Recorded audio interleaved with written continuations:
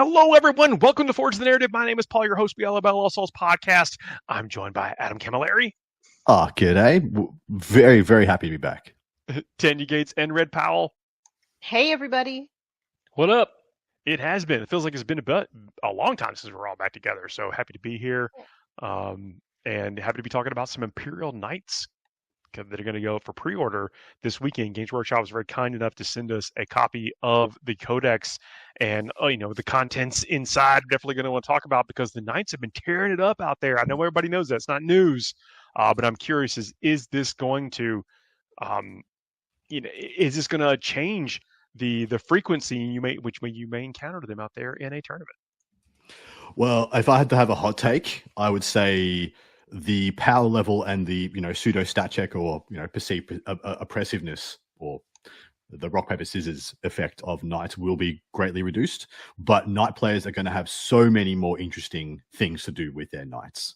Whereas was before, it's like, here's my Canish Rex, he goes forward. You're going to have lots more things to do rather than just like on the line and send it and see if you win or you lose.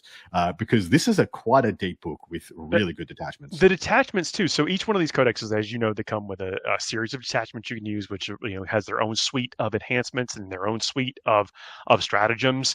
And some of them are interesting. Like there's a couple of them I want to talk about that have some mechanics that I don't think we've ever really seen before in Warhammer 40,000, and how that's going to, we think it's going to have an impact.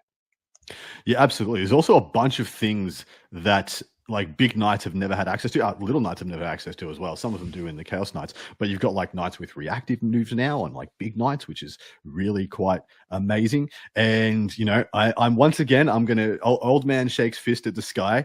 G-Dub, stop giving assault as a detachment rule. How many times do we have to teach you this lesson? But assault as a detachment rule is problematic. You saying it might do some cool stuff? Is that what you're saying?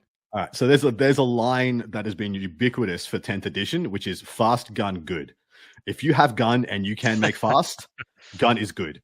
If you have Knights and you make them all fast and they pack so much gun, and yes, that is going to be good. Is it going to be a problem? We'll have to wait and see. But I can't sit here and tell you that's not going to be a thing you have to watch out for. Well, the play slightly counterpoint to this kind of stuff is that right now everyone knows Knights exist. They really do, and so everyone has the ability to interact with Knights, or they're starting to shift their list to be able to interact with Knights. And so previously, the issue was when we had both Chaos Knights and Imperial Knights as very strong at the same time. You could build to kill Knights, and you would kill the Imperial Knights. Sorry, the Chaos Knights very effectively if you built to kill Knights. But Imperial Knights had this ability to scam you or to just alter the metrics. So let's say you're looking at a 26 wound Knight. That's toughness 11, yada yada yada. If that's a Chaos Knight, chances are it's got 26 wounds. No more, no less. That's how much you need to math out, plot for, build for. But the Imperial Knight could have 26. Or it could have an effective 34. And you don't know when you target that Knight how hot they're going to roll on the Feel No Pains and how many like actual wounds you need to try to account for in your head. And so that's where it kind of threw everybody off a bit. And so when we had both strong at the same time, it became very hard to counter for them. I will say the defensive mechanics in this codex are minimal, very minimal. You will be able to kill Knights if you build for it very effectively. I think it's going to happen. I think people are going to protect for Knights. But anyway, they got a lot of tricks. It's not going to be necessarily like they're coming in and the world knows you exist, but you're going to have some things you can do, which I think is kind of neat. And let's talk about the army role here. I got the Code Chivalric, which is have deeds and qualities. Want to unpack that a little bit? Yeah, so this is quite a bit of a change for, and I'm gonna be honest. This is in line with Chaos Knights, so it's actually quite a weak army rule, which is for the best. So essentially, similar to Chaos Knights, you won't really have an army rule that's effective from turn one. You'll have to earn it, or in the example of Chaos Knights, they won't start kicking in a significant way till turns 3, turns 4, etc. like that when things are dying and battle shocks become impactful. Here, you have to go out and earn your army ability. And so you essentially have like almost a tertiary mission for your army where you pick one of 3 things to do during the game. Get honored real quick. Yeah. As soon as you complete the deed, you get you get the boon, and then you get a bunch of CP as well. It's either 2 or 3 CP, depending if you randomly pick your little deed, your little mission you have to do, or you pick it directly. And I got to say, some of these aren't that easy. And so the way I've been conjuring this, because naturally I'm maining both versions of Knights at the moment. I'm taking 12 months of my life to just play Knights for a bit. Just a bit of a hobby challenge for myself and a bit of chill time. Playing something a little less nuanced than the 300 guardsmen I've been playing for like most of the last decade. My back, guys, can't take it. And getting old, folks. And so essentially the 3 deeds you have to pick pick a character in your opponent's army. As soon as you kill it, you've completed it. You have to at the end of your opponent's turn be holding more objectives than them. And the last one is you have to kill more units than the battle round. So that's 2 units on turn 1, 3 on turn 2, 4 on turn 3, etc. Now, the issue with all 3 of these is that your opponent has a say.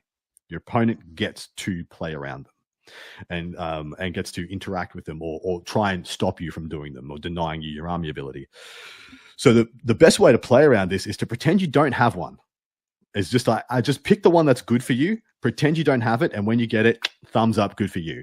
But the little issue that I have with it is there's a term we have collectively in gaming, which is called win more. If I'm killing more units than the battle round number, I'm probably winning the game. If I'm holding more objectives than my opponent at the end of their turn, chances are I'm winning the game. If I've picked a unit from their army with a character in it, it's probably going to be one of their best units. And after I've killed that, I'm probably looking in a good position. So all these things are things you want to try and do, but they all indicate to me that I'm already in a good position. So they don't help me dig up from a bad position. They're just like, when I'm starting to skate downhill, things are going to go even better for me. I mean, I agree with you with the fact that there are some things that just put you in a better position if you are already in a good position, and achieving the quality is something to do. But having more OC, and let's talk about what some of the qualities are, like when you actually achieve the quality here. So quality on the first one is each time this model is selected to shoot or fight, you can reroll one of the hit roll and you can reroll one wound roll. So yep. That is something that could help maybe get you back into it. If you were if some of your more heavy pieces were taken out and you're relying on some of the less efficient things against your opponent to dig into it. The next one is add 2 to the model's move characteristic and add 1 to the advance and charge rolls made for this model. Remember when I said there was a detachment that got assault? Oh, minimum +3 move army wide. Wow. And then the third one is improve this model's objective control characteristic by 2 and its leadership characteristic by 1. So and that actually pairs pretty well with some of the other things in the book as well. So I think all of and your point that you were making is that these qualities, you could almost like get double the effect out of it, and not really the double, but you like an enhanced effect out of this if you build towards it. If I was going to be wild and make another from the hip hop hot take, every single one of these detachments we're about to read out or go over has some of the best CP stratagems in the game. The things and the amount of power you can get for 1 CP in this book is nearly unrivaled. So in my mind, the best part of the deed and the equality thing is actually the 2 CP you get to gas up your next turn, to like really put your foot down. I've gone through some of these detachments and I would happily spend 5 CP a turn in some of these detachments if I could. Like the strats are that freaking good, guys. It's really like, how many do you have windmill slam?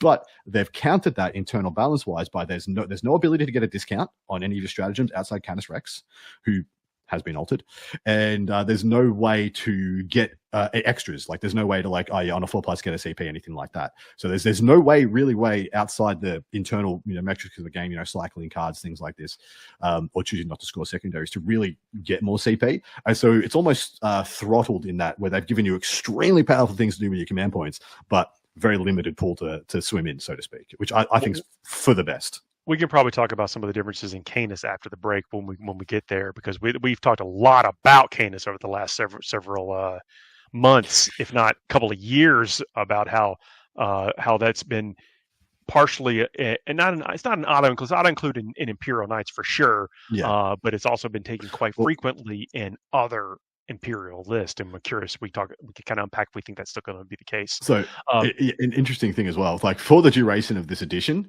you'd be hard pressed to say Canis Rex wasn't one of the top 3 special named characters in the game. Like, yeah, straight up there with Magnus and right? Things of that ilk. Yeah. The bondsman abilities are still here. The super heavy walker ability to be able to, to basically take a battle shock test to see if you can get over and through things is still here. So like the knight's ability to interact with the table and that flavor element of the bondsman is still there. And then it goes into, about the free blades. Free blades still exist.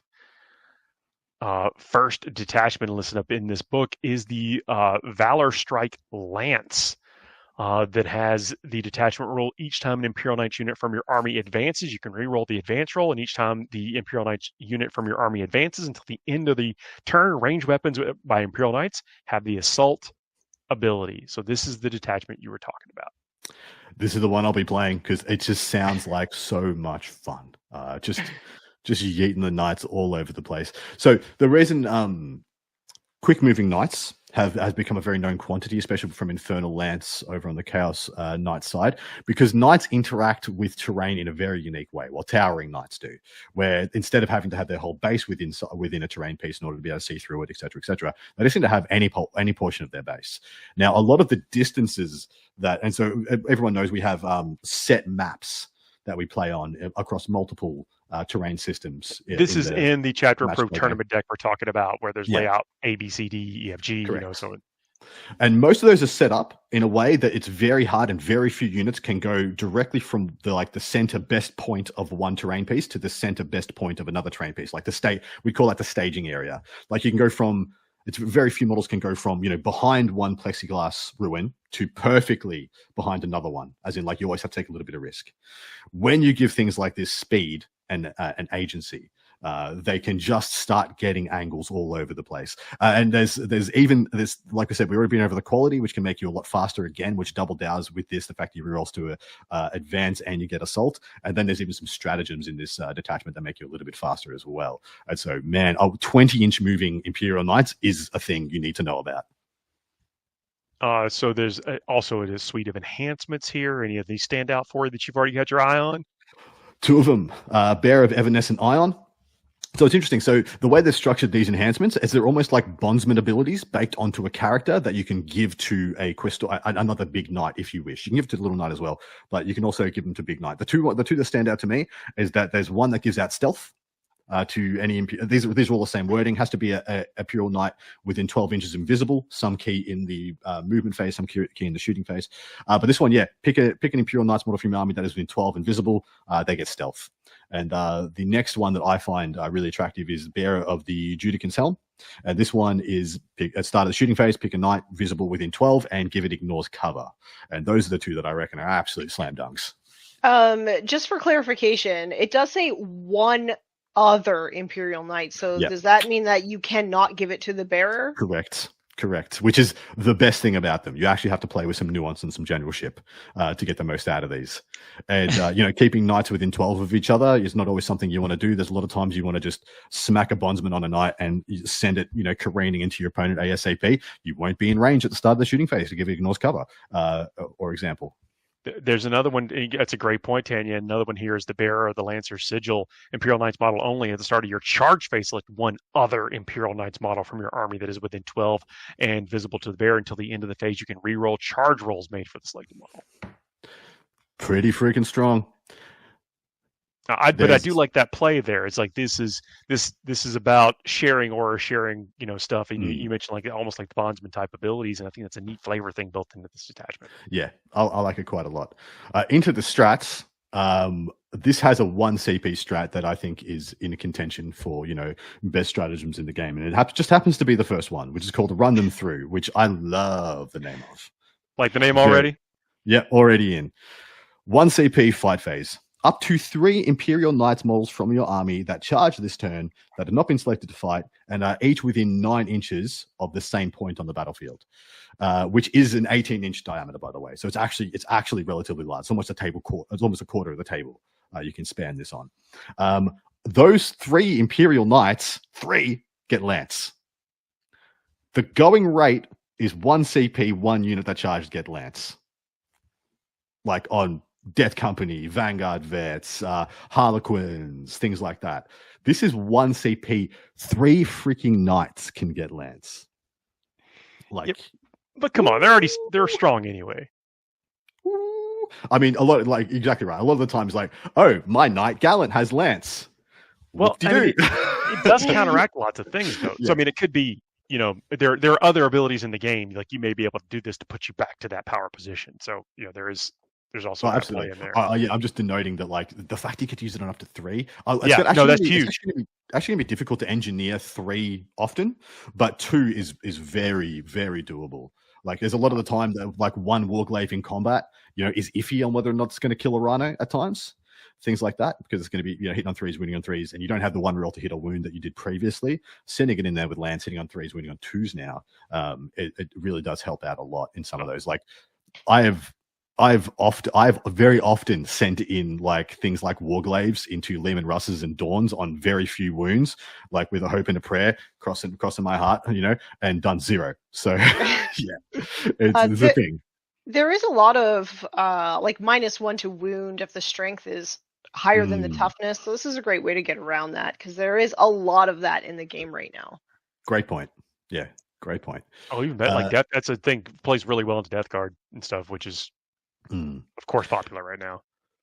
So 2 more I want to highlight, because I don't want to take too much time on this. Well, if I can, so this also has rotate iron shields in the package here, yeah. which is massive. Sometimes you know how changing that from a 5+ to a 4+ can be just mega. And when you're already trying to get close, you're kind of opening up the door to some other short range, like powerful type weapons that could be there, and maybe you want that extra bit of defensiveness as well. Yeah. And so there's a lot baked into this detachment. I can see why it drew you out to begin with. The big one I wanted to talk about is, so straight up, this detachment has signal to you to try and take shooty Knights and get angles. But the issue is, when you take shooty Knights, especially things like the Castellan and things of that ilk that have a lot of blast guns, Red would, you know, be a proponent of this. Run up and tap them. Run up, get them in combat, tap them, shut them down, control what they're going to do, neuter them, and, you know, get some control back of the game, get some agency. And this detachment has a strat called Thunderstomp, which is exactly everything you want when you're playing that kind of list. This is fight phase. 1 Imperial Knights model from your army hasn't been selected to fight. Until the end of the phase, the attacks characteristic of armored feet, so this is anything on an armature, equipped by models, is 8 instead of 4. So you double the amount of attacks you have on your little tap dancing feet on armatures. And Titanic feet go from 4 attacks at 8/1/2 to 12. You still hit on 4s, but 12. You also improve the armor penetration of both of those weapons by 1. So you'll be 12 tap dancers at 8/2/2. And so tapping them in combat, it becomes a lot more of a difficult proposition. That's like the old profile of what it was like 2 editions ago. Yes. And that was massive back then. Because you could freely take your Crusader Knight and you would just run up, blast 2 things, and go charge some scouts and stomp on them and take an objective and stuff like that. And now that's something you can do again. But more often than not, this is something you'd be like, you know, don't try and tap me with guardsmen. I got this stratagem. Because so often I've had people like be like, oh, here's my Taurox. I'm going to disembark the 10 guardsmen and I'm going to go charge your Daka Knight. And you can't kill both. It's impossible for you to kill both with your tap dancers. And you're probably going to be stuck here, you know, where I want you to be for a coming turn, etc. Yeah, I think this is going to be this one of the early adopting detachments for all those reasons we just discussed. The next one that's in the book here is one more. Sorry. No, this is 2 CP. This is full tilt. This is the one I need to tell people about, because you need to know about this one. Your movement phase, the same conditions as the Lance ability. So you pick 3 Knights within 9 inches of each other. Within 9 inches of the same point. And then all 3 of those Knights will get +2 to move and +2 to advance. And this is where I was talking about the possible 20-inch moving Knights. So it's 2 CP, so you cannot do a turn 1 if you go first, which is the greatest decision that they made. Because if you could do this at turn 1 going first, it would ruin people's day. But you need to know about this on turn 2. So keep that in mind, guys. You think you're safe, and then all of a sudden they're all on top of you. So make sure your distances and your safety lines and your move blocks are a little bit more. I don't know if you know this. We can pre-measure. Exactly right.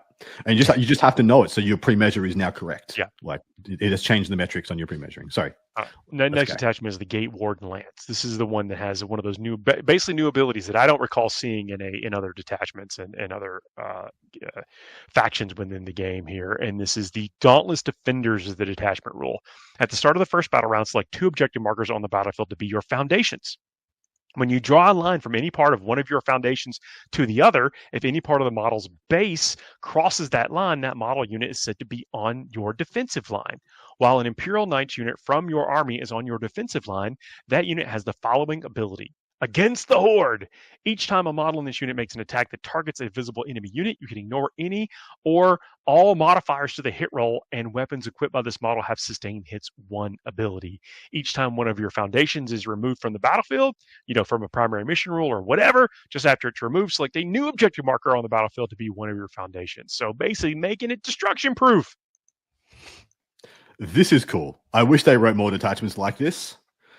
Rather than just every book gets a assault detachment, like I said, but this is really thematic and really cool. I think, and there's going to be other things in this detachment that play off of that when you're on the defensive line, and pretty much everything like that. Yeah, just about everything in this book will be like, here's something you get, and then if you're on the defense line, here's the same thing a little better. But it's like the cool thing is it's very permissive because it's any line from anywhere that crosses your giant base anyway, and you decide how you rotated that base around. So correct. I think to your point, Paul, with the fact that like the board is not a mystery to us. There's especially in the competitive scene, there's set tables. You know what you're going into. In team events, you get to choose. You have some agency in the choice of your tables. And a player who practices and sees it, knows what terrain they're going into, is going to know where these ideal defensive lines are. And I really appreciate the setup in that and the ability to play into the aspect of the defensive line.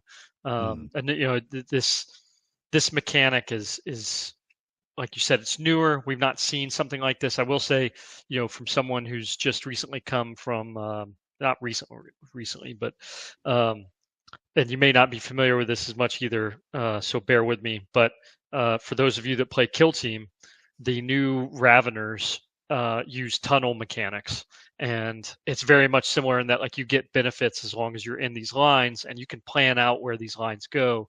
And so a lot of that's shared across the board, and I think it's a really great mechanic in playing into the game because it does so much more with the table than just I don't want to play on layout 5 or something like that because of whatever, right? You now put more things on the field in doing so. So there's some interesting things, and this may need an FAQ, may not need an FAQ. So let's just say theoretically we're playing Search and Destroy 5 objective, yeah? Can I draw a line from my home objective to my opponent's home objective and thereby draw the line through the middle objective as well? Because it just says pick 2. It doesn't say pick 2 that don't cross anything else. So I can pick from, my expansion objective in No Man's Land through the middle objective to the expansion objective on my opponent's side of the table in No Man's Land. And so I've just got this massive, 40-odd inch line. So some of the things, the reason I think that's not a problem is because I don't think it's a problem either. There are things in this attachment that say if no other opponents are on your defensive line or whatever, then you get to do things. So exactly. I think that'll become where the play is like how gutsy do you want to be and what do you plan to do with it. So not only is it a unique rule, there is I think some strategy that can be involved in this stuff. And here's the first thing, Acquisitor at Arms is one of the enhancements. While the bearer is on your defensive line and there are no enemy units on your defensive line, add the bearer's objective control characteristic to that of each model affected by the bearer's bondsman ability, which that can be huge, but at the same time you don't want to have this easily exposed or open defensive line because your opponent could be involved in that and maybe cut off part of your thing. So but you are talking about an OC 14 armature. That sounds it's pretty good. It's pretty good. That's really 14's hard to get around, so. But that's just one of the enhancements, and I think that definitely counts because you're not automatically including that. I know you're not saying this, but I'm just for clarity of anyone listening. You're not automatically including that other objective that you cross over, so nothing spawns from that. You've just extended where your lines are. So there's another interesting one here, which I believe, Red might be a perfect person to ask here. There's an enhancement here that lets you tank shock for free. So tank shock once per Vengeful tread. Yeah, once per turn, you can target the bearer's unit with tank shock stratagem for 0 CP. A Cerastus Knight Lancer already tank shocks for free and says in addition. It tank shocks in addition. Does this mean a Lancer can tank shock twice? Or is there a clause in it that says the same unit can't be the target of the same stratagem more than once per phase? I think the No. Lancer has that.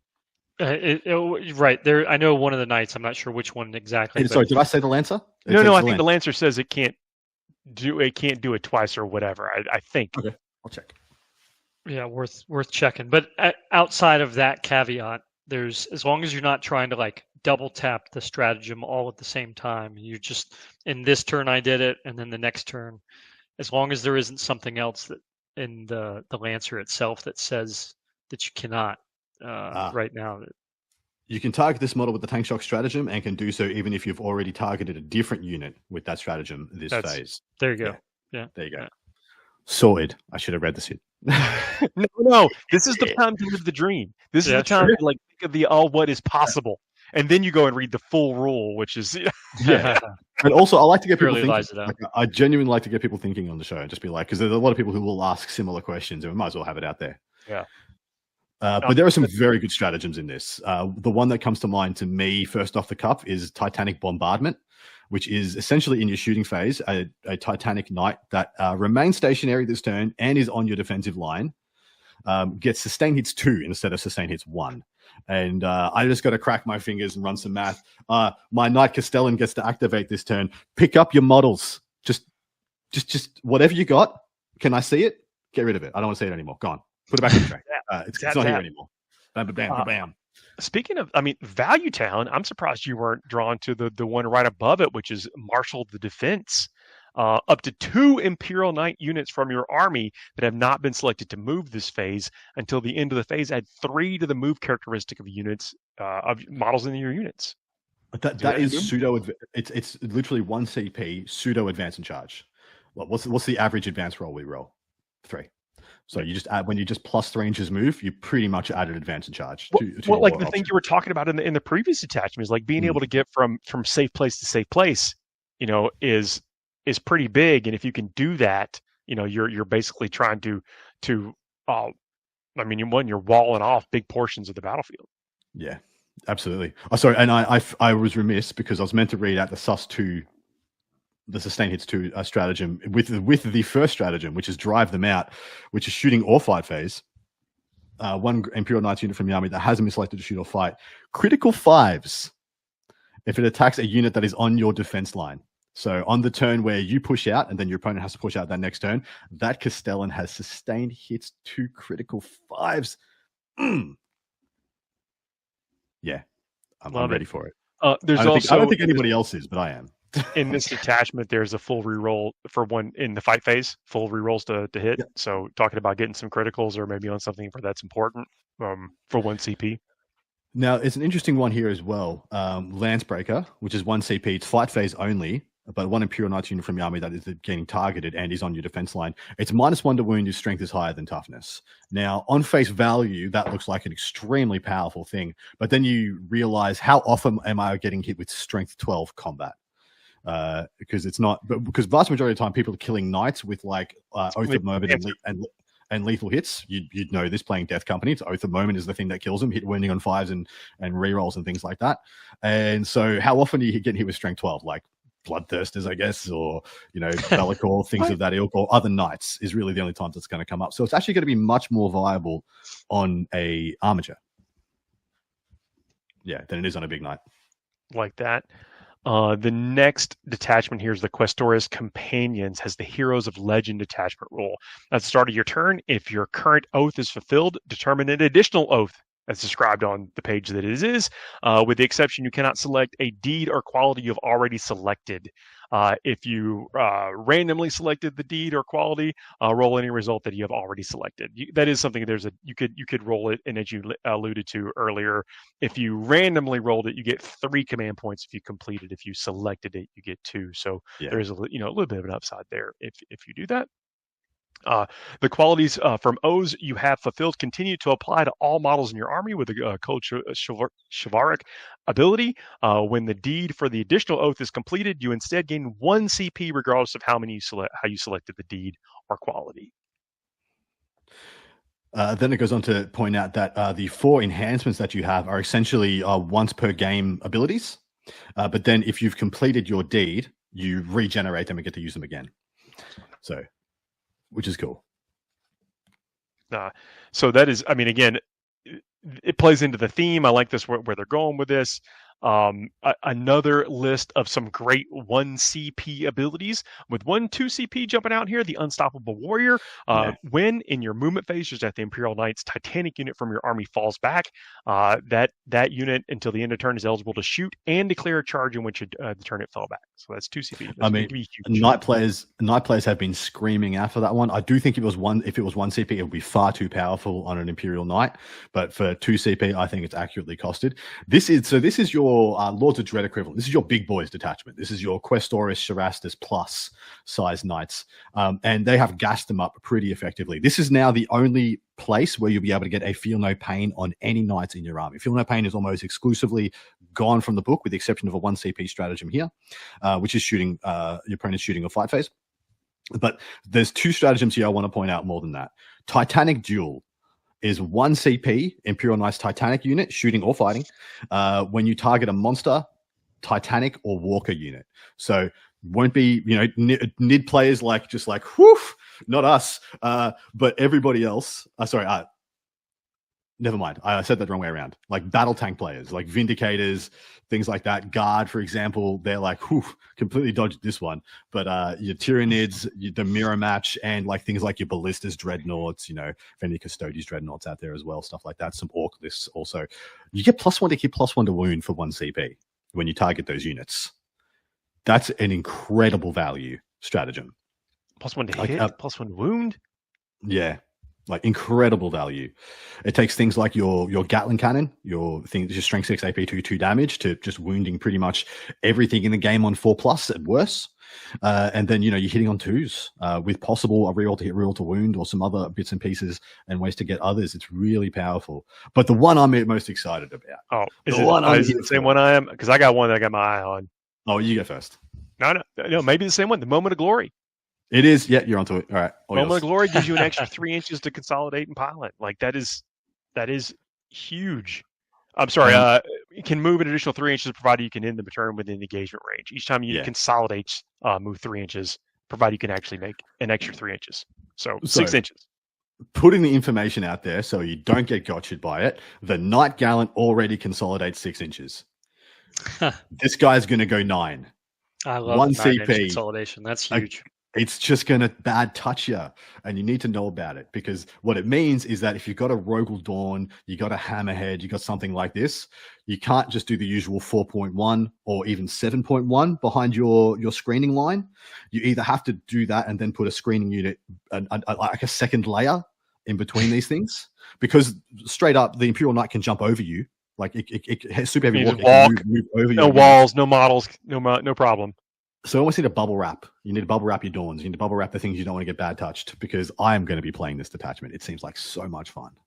And you say this is like the Dreadlord, Lords of Dread. Lords of Dread. It's the Lords of Dread's equivalent. Everything here is keyed off Titanic Walker. It's Titanic Imperial Knight. So it's only incentivizing you to take the big boys. Next one we'll talk about here is a Spearhead at Arms with the Knightly Teachings. Each time a model from your army uses its Bondsman ability, if no other models from your army has used the Bondsman ability this turn, you can select up to 3 friendly armature models instead of 1 within 12 inches of that model or within 15 of that model while your army is honored. Until the start of your next command phase, these models are affected by that Bondsman ability. And then armature units get the battle line keyword. Unlike the Handpack Lance in Chaos Knights, there's no ability to make an armature a character here. So you can't run a mono armature army. So you will be forced to take a Questoris character at a minimum. Also thematic for this list as well. I mean, sorry, exactly. for the faction as well. Oh, no, absolutely. I have no idea how they got to 3 on how many bondsmen you can give out. 2 would have been enough. 2 would have been totally fine. 3 is pushing it on the power level, because some of the bonds abilities have changed, and of course we have the new Knight Defender added to the pile as well.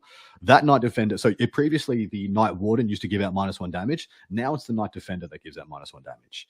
The Knight Warden now gives out, checks notes, sustain hits 1 and ignores cover. Both of those things.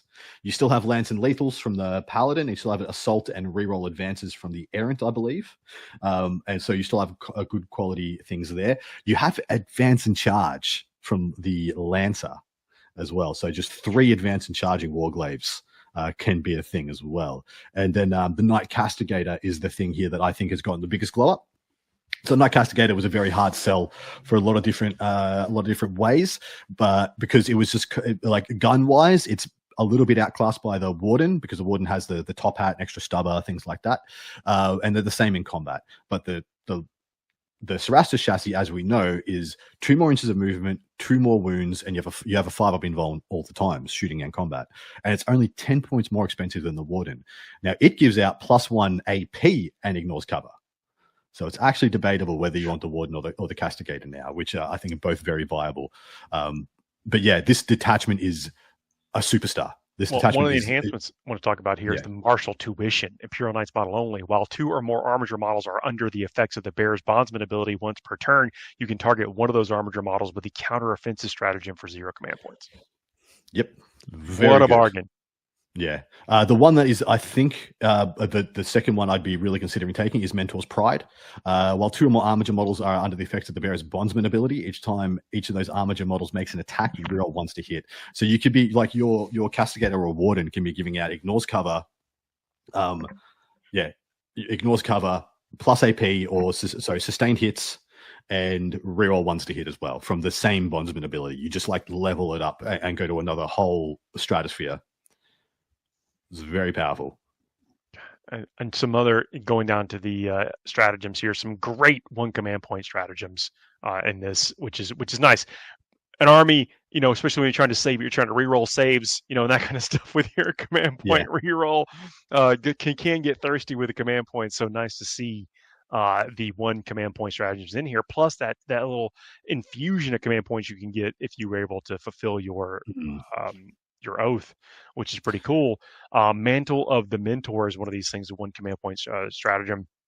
Start of the shooting phase, 1 Armiger model from your army or 1 Imperial Knight Titanic model from your army and 1 more friendly Armiger model are affected by the model's Bondsman ability. Until the end of the phase, your Armiger models are eligible to shoot in a turn in which they fell back.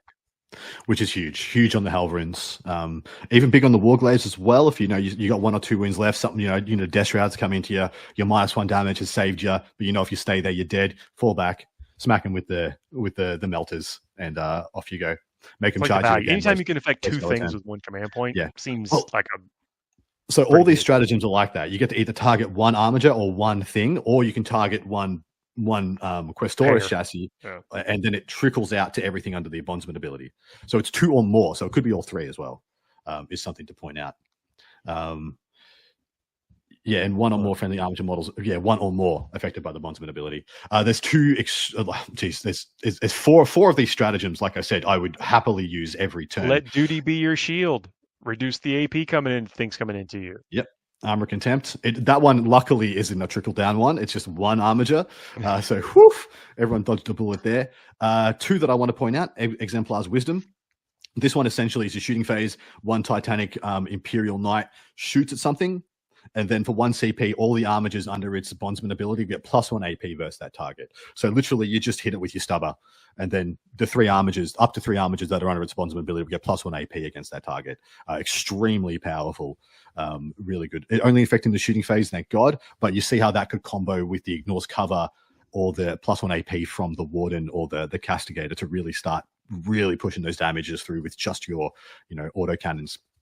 And then the other one is thin their ranks for 1 CP. Start your shooting phase, same thing, 1 Armiger or the trickle down to up to 3 going through the Titanic model.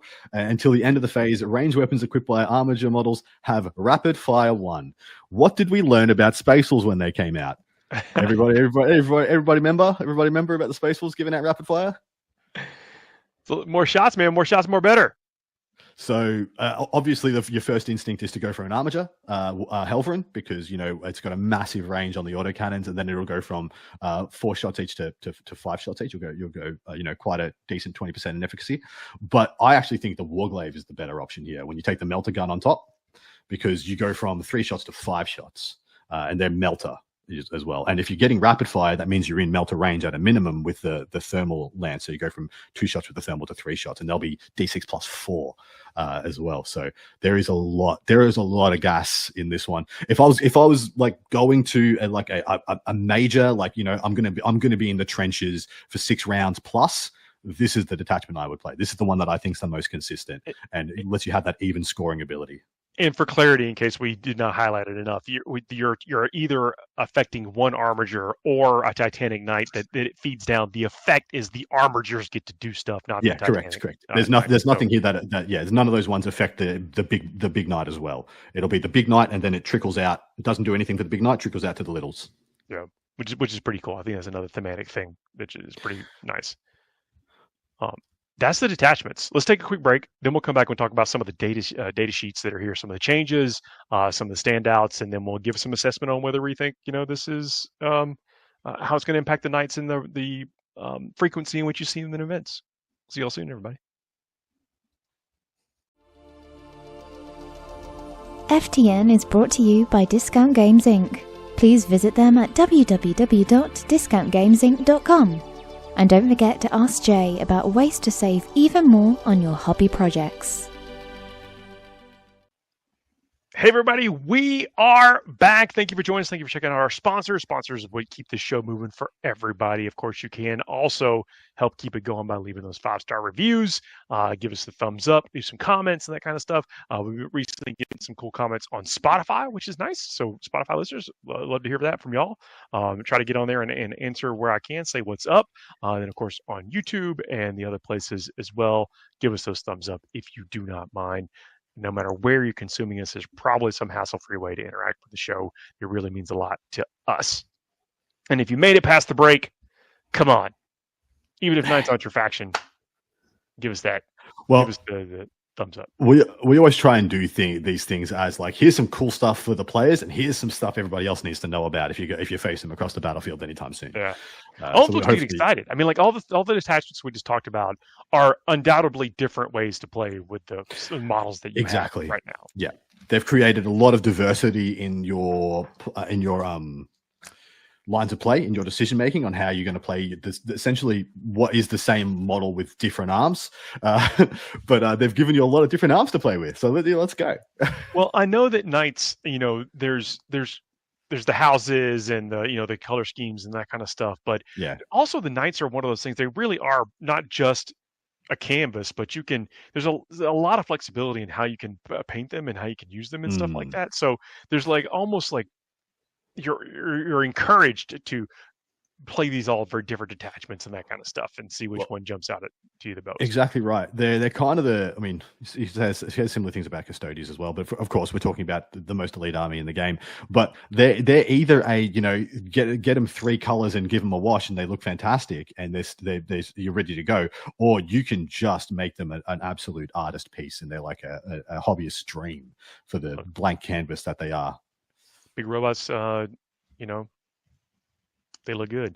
So do y'all want to talk about, I know Canis Rex, we mentioned that we're talking about after the break, so let's go ahead and talk about Canis Rex. Canis Rex has been a mainstay in many, many forces. We even joked that like Rodigus is the Chaos Canis Rex, because they're starting to appear in similar ways and similar functions. But, Canis has been in a lot of Imperial lists and in almost every Knight list. I call it what it is, mate. The Canis Crutch. Has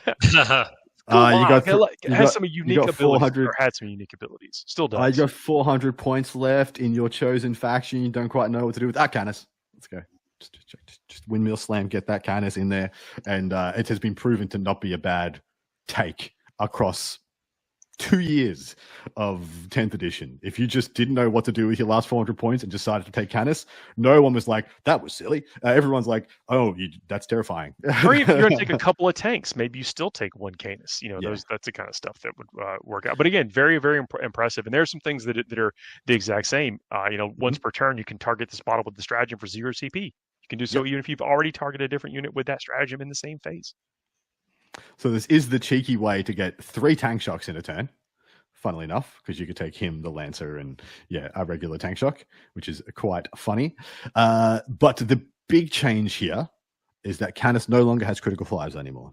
Yeah. Still has sustained hits on all of his weaponry, armaments, melee, and shooting, and still is extremely good at both. Still has the sustained hits. Is the only knight on data sheet that hits on 2s. So can't take that away from him as well. He's still very much an enhanced multimodal knight, no longer critical 5s. So that's crazy ceiling that he had, where you go in and at times, I remember I told you guys, I charged a Tesseract Vault with Canis Rex and did 48 wounds.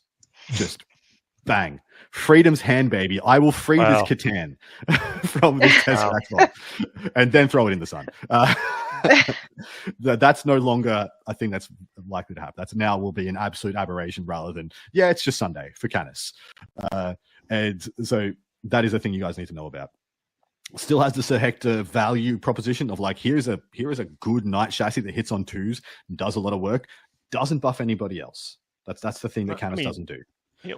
Buff your face up with his damage 9. That's right. He's there for a very specific thing, and he's there to break chains. And by chains, he means jaws. And that's all he's going to do now. He's like, he doesn't buff anybody else, doesn't have a bondsman ability or anything like that. And he's a little bit worse on the damage side of things. But I am still of the opinion, I used Canis a lot for a while, and the amount of times he would charge in and just completely obliterate, overkill the unit.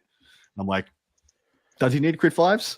It's on 2s. Like, it's on 2s with sustained, and usually, so it means he's used more often than not going 100% hits, because you roll 5 dice, you get 1, 6, 1, 1, 6 replaces bang, and etc. And that's just on that attack, let alone the sweeps or whatever. And he gets a lot of stratagem support now in here, but cannot tell you he isn't worse, as his ridiculous ceiling. Well, you mentioned the Feel No Pain is not on the data sheets, correct, anymore. So there's inherent, it's difficult to say how effective and how impactful that is, because not everyone can roll the 6s and 5s. It's like that's how often you're going to do that. I should say, but we do need to mention that it doesn't exist on these data sheets, and so that in itself is different than it was or what it would have been the day before. Exactly right. Am I able to take us to the Knight Defender, the new kid on the block? Yeah. So this is a brand new knight in this dex. Here is the Knight Defender. Movement 10, toughness 11, save on 3 with a 4+ invulnerable save, 26 wounds, OC 8 with a leadership of 6+. Comes with 2 quality guns. In addition to 2 alternative or secondary weapons, the conversion beam obliterator. Of course, this is all up on Warcom a little while ago. But 3 shots hitting on 3s at strength 12, AP2, 4 damage with sustained hits D3 conversion. So 6s will always give you an extra D3 hits, but outside of 18 inches. So if you're shooting between the 18 and 36 inch range band, any force to hit will be D3 additional. So you can technically turn those 3 shots into 9 hits if everything goes perfect. And that is pretty wild. I will say that the Castellan's it's plasma, a damage 4 weapon, so just putting that out there. And you have such access to Ignores Cover and other ways to buff that AP and stuff and efficacy as well. It's actually a fantastic weapon. The Plasma Executor has the old Castellan Plasma Obliterator profile. So the Plasma Obliterator on the Castellan now has 1 more AP. It's AP3 and AP4 on its regular and supercharged. That profile, the 823 or the 933 is now on the Knight Defender, and we already know that's a quality gun. That's a D6 +3, marine killing machine. Then it comes with a very cute but head scratchy Phosphor Blaster, which is ignores cover but AP0, so cool, I guess. And then essentially a strength 6 twin linked heavy flamer. So it's actually not bad. Now it comes with, like I said, the -1 damage as its bondsman ability. In addition, any model that is not fully visible to the attacking unit in the shooting phase will have a 4-up invulnerable save if this model is the thing that is obscuring it. And that has to be base if you have a base, as far as I can tell. You can't just choose to stick a. I mean, actually, I should confirm this with somebody like Red. In the way I see this is you can't here's my knight Crusader, and because my knight's magnetized, I'm going to flick out this rapid fire battle cannon. That's going to sit 1 mil behind the base of this knight defender, and I'm going to have a 4-up invulnerable save. I hope that's not how I intend to play it. It might be rules as written how it works. So but, what are you? Wait, sorry, and I was trying to follow the example. So you're suggesting you could do what? So each time a range attack is allocated to an Imperial Knights model from your army, if that model is not fully visible to every model in the attacking unit because of this Knight Defender model, that model has the benefit of covering a 4-up invulnerable save. Rules as written, I believe you can do what I just said. Where You mean like turn a gun, hide it behind the wall or whatever? Or well, so you got a big oval base, right? So essentially, you could have another knight virtually perpendicular next to it, but with the gun just hanging out a little bit. That's behind the base of the Knight Defender. And then you have a 4-up invulnerable save on something that essentially is, to all intents and purposes, not obscured. But that is rules as written, I believe, how it works. I see what you mean. Yeah. I'm probably not going to do it that way. Visible is not fully visible. It's true. It's true. If you choose to play it that way, no chagrin on you. I may not do it that way, though. Yeah. Yeah. But this guy is a superstar. In my opinion, That's it is the most protector ability that you're talking about. So yeah. Pretty he is the most through the exact wording right now.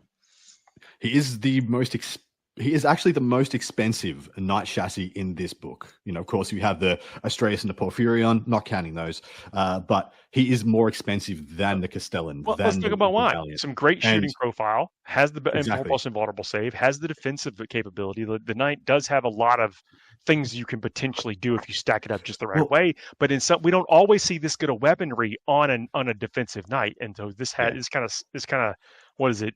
Slices and dices. Absolutely warranted, 100% warranted that this knight is this expensive. He's 425, which is 15 more points than a Castellan, for example, but comes built in with rotate iron shields permanently. 4-up invuln all the time. Don't need to spend a CP. And just think about what this model does in the armature detachment, where essentially it's kind of leading the way turn 1, stepping out into the middle with 3 -1 damage warglaves behind it. That all now have a 4-up invulnerable save -1 damage. And then on the next turn, the warglaves just spread out. This guy sits on the middle while they go into the opponent. Things like that, those play patterns, you have to put a premium on the fact you can just do that. It has to be done. And still, I think this is maybe the best knight in the book. That's strong. Yeah. Very good. Any other big changes as far as like the knight profiles and things you want to jump into? Profiles are pretty much the same. Like things like the Knight Crusader are actually unchanged. And then in addition, the same as the Errant and the Paladin. The Paladin did see one change where it used to have what I thought was one of the best abilities, data sheet abilities in the game, which wasn't very highlighted by other players, but here we are. It used to have 1 reroll to hit, wound, or save per phase. It now has +1 AP versus the closest target that it shoots. I quite like this because we know the rapid fire battle cannon is a quality weapon that has some downsides. You give it another AP, and then in this codex, you can give it ignores cover as well. That strength 10 AP2 possibly ignores cover 3 damage weapon. You're shooting the closest target, most likely having rapid fire, so it's 2d6 +12, so That's +6 a lot of shots. and blast. It pops off, man. So I think the Paladins is one to watch as well. It also has another quality bondsman ability. It still has the same one where it gives out lethals and lance. So quite good.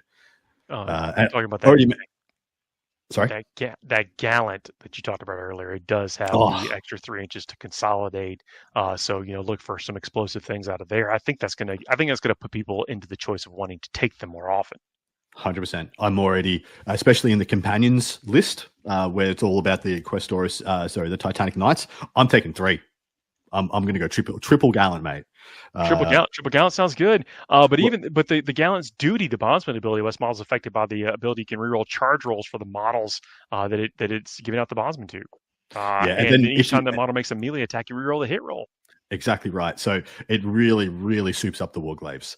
In addition, I got to let you know that the big strike profiles on both its chainsword and its gauntlet now have devastating wounds, bringing it very much in line with the Rampager. And then its sweeps all have lethal hits. So the Rampager has the sustained. This one has lethal. So it's a really cool yin and yang. 18 attacks on the chainsword and 12 on the gauntlet. I'll tell you about a combo. There is an enhancement. There is a once per game enhancement in the companions, the big boys detachment. That Once per game until you get your oath off, and then sustain hits too. I hope you're watching this. I hope you're watching the visuals here because I'm making a lot of facial expressions. It's big. That's big. It's like, like, do you Silent King? Hello, like, cool. It was debatable whether I'd one tap the Silent King with this guy. Not anymore. Did I make the charge? Get him out of here. He's gone. Silent King destroyed. So that's just wild. And with a 9-inch consolidation strapped onto this chassis as well in that detachment, you can just make your opponent so squeamish. Yeah. So we talked about the new stuff, and of course, Child Canis has got a bit of a change, and we can value whether or not we'll still think he's going to be as ubiquitous as he has been. Mm-hmm. I kind of think with Sir Hector still being, you have to kill Sir Hector, to get points for Canis, and he's got those unique abilities, and he's still damage 9 and damage 4 on the gun. Probably still going to see Canis a lot. Still good. I'm going to tell the night players, don't play him though. You've had 2 years. You've had 2 years of Canis being auto take. He can sit on the shelf for if things are going the way they've gone previously. The last year of this edition, we don't know, no idea if there's a new edition coming or whatever. But if this is a usual 3-year release cycle, let him have the last year off. He's earned it. He's given out enough freedom. Play with some other stuff. Everything's exciting. He's sitting on a beach somewhere, sipping like fancy drinks with a little umbrella in it. Exactly. He's I guess his tour. What we haven't seen in a lot of night lists recently is things like the Castellan. Does the Castellan and the Valiant make their way back into list now? Yes. I think especially so. The biggest downsides for these 2 chassis was their movement 8, and also their propensity to be tapped in combat. The Valiant a little less so because you just point down Flamer and go burr. You get yourself out of combat pretty effectively. But the Castellan was really susceptible to being tapped in combat and then shut down because it's all blast guns, so you can't shoot into the combat with pretty much anything apart from your 2 twin multi. Now they can tap dance out. Exactly right. You get the tap dance out, and also in that same detachment, you get assault and you reroll advances. So the movement 10 doesn't feel anywhere near as bad, especially with other ways to soup up your movement and then, work towards your quality as well. So 100% I think they're here. I will tell you guys that the Harpoon is now D3 shots blast. So, you do have some potential there to really pop off. But I have one criticism in just a Castellan versus Valiant comparison. Unfortunately, I still think the Castellan wins. I like the Valiant, and I know everyone who asks this question to is like, I love the Valiant. I want to play big Harpoon, go burr, go boom. Everyone adores this model. Unfortunately, we've seen another book where the Castellan edges it out for the simple fact that the Volcano Lance is virtually the same profile as the Castellan, as the Valiant's Harpoon. So Thundercoil Harpoon, yeah, cool. I'm not gonna lie, it's range 12, but it's strength 24, AP 6, 10 damage with devastating wounds. So cool, devastating wounds. It's AP 6. Devastating wounds doesn't really come into it. They didn't have an invuln save. Who cares? It goes straight through anyway. The Volcano Lance is the same D3 shots blast, but it's 72-inch range. So literally 60 more inches of range. 60. It's a lot. At strength 18, AP 5, D6 plus 8 damage. Now, the issue is because I believe, if I remember correctly, they've taken 2 damage off the Harpoon. It used to be damage 12, I believe, but didn't have the devastating wounds. D6 plus 8 averages more than 10. So the Volcano Lance from 60 more inches away averages more damage per shot than the Harpoon. This annoys me. I wish it wasn't the case. And then add into the fact that the Castellan's datasheet ability is that it gets full rerolls to damage when it targets a monster or vehicle. So if one of those Volcano Lances go through, you could very reliably, you're getting 12, 13, 14 damage off that hit. The Harpoon splashes mortal wounds, and then you got the Torn weapon from the conflagration cannon. Don't have to roll to hit. So, and it just annoys me that the if you just compare the 2 big guns, I want the Harpoon to be better. I want the Harpoon to be the best gun in the game. It's a freaking Harpoon. Like, it's a building-sized Harpoon. A big one, yeah. Please let it be the best gun in the game. I would want it so much. 10, and You know, I mean, I'm not going to sit here and tell you it's bad. I'm just telling you it loses in the comparison between the Volcano Lance and the and devastating. So, you know, but no, I think what you're talking about is for specific purposes, and I think I've always considered the Valiant to be a meta choice, a tech choice. I'm not talking about when you could Overwatch with the Torrent and it just always happened. I'm talking about in every other instance other than that, you take the Valiant for very specific, I think, answers if the meta demanded it. So okay, verdict on the Knights. I'm going to go and say I love all the options of the detachments. I think I found something I wanted to do with my big stompy robots in every single one of those detachments, and I like the flavor is in each one of those detachments, which is cool. Yeah, I think beautifully. There's a beautiful spectrum of power within these detachments. At the top end, you have what I believe is the Armiger detachment, the at arms. Can't remember the entire thing. And then you have the Valor Strike. I see the Valor Strike is playing quite similar to how things like Infernal Lance play now, where you pick a turn, send everything in. But unlike where Knights are now, where like if you all in your opponent and didn't quite do the job, it's okay. You can fall back and just try and you make enough feel no pains and it's fine. If you all in your opponent with like Valor Strike Lance and you don't land a killing blow, you're probably screwed. You're probably dead, which is not where they were before. So that makes it a lot nicer for opponents. At least they'll have some agency. If they plan appropriately and avoid the hammer blow, they'll be able to win that game. And then the Companions and the Gatewatch. Two thematic, awesome detachments that give you fun, awesome new units to play. I probably wouldn't play a Gallant in either of those first two detachments, and I think a Gallant is a freaking superstar in Companions. Like, I would take 3. It's like, in my opinion, the best Knight to go Gallants are fun. in Companions. Exactly. And how nice is it to say that? Like, I have a spectrum of chassis that I want to play across different detachments, and they've all got a kind of a place to hold their own. Only one that I'll say, don't take the Aaron in Valor Strike.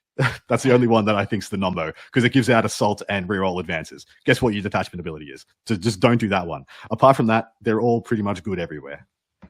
I think there's going to be more interactivity into the Knights now. The Feel No Pain is streaky. And the fact that it's just not always there is probably going to let your opponent feel like they're playing against you more, which is kind of good for them. But but I think you make up for it in other ways with the other detachment stuff and all the strategies. Exactly right. You can't throw it against the wall now and be like 70-30 it's going to work, which is where you were before, especially when you're running some of the really powerful Imperial Knight armies like Canis and Triple Atropos. You could literally, turn 1, I move up, turn 2, I all in you. And like 70-30, it's just over. That was not a great place for the game to be in, and not a great place for things to just exist. Now, like, no feel, no pain, essentially. Very few defensive stratagems outside things like rotate, which are, avoidable. They can only do well, it they one spread place. them around. They really spread them around through the various Yeah, they gave a little bit of defense around the place, and they're all pretty avoidable. Like, they're all pretty play aroundable. Like, if you just took a unit of 6 Eradicators now, you will kill a big Knight every turn. If you get to use that unit, it will kill a big Knight, almost guaranteed. Same thing as units of Fire Dragons. Like, I played an Atropos in Infernal Lance versus a unit of 10 Fire Dragons.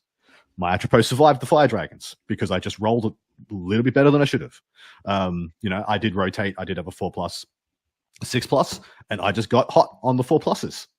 And, that's not going to be a thing anymore. That is just, they're just going to go down. So I feel it will feel a lot better for all involved, and the Imperial Knight player in general has a lot more interesting things to do rather than just throwing it against the wall and trusting you to stat check your way through things. Completely agree. Next week, we're going to be bringing back the finishing moves segment. So if you have any ideas for hobby tips or things that you're working on, you might want some information for, or at least some tips for how we do it between everybody here on the show that is a painter. Some, a lot of different things that we do, different armies that we have. What are you showing off? So this is a rock that I took from a Roman amphitheater. It was loose sitting in the wall of a Roman amphitheater in France, and I took it home with me. I'm going to put it on a base. I'm going to put it on a base. All right. Yeah, I'm not sure I'm supposed to condone that. I think no, it was loose. It was literally like I didn't rip it out of a wall or anything. It was like loose as. But yeah. Well, y'all have a great evening. We're gonna wrap it up. Hope y'all enjoy the night stuff out there right now. It's gonna be great. We'll talk to y'all soon, everybody. See you next week. Bye, everybody. Boy.